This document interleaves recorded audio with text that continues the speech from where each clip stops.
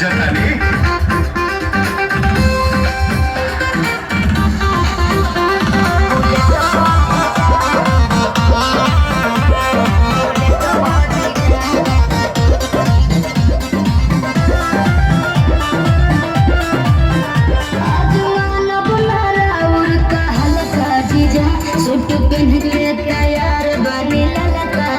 अच्छा ठीक बा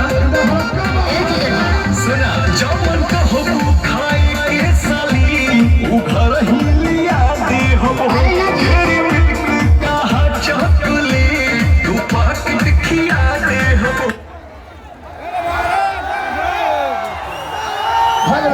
बंद भाई देखला यही बोले चाहिए तू लोग के गैदरिंग नहीं करो प्रोग्राम नहीं तो बंद भाई तो बीच बीच में समझ लो हो गया।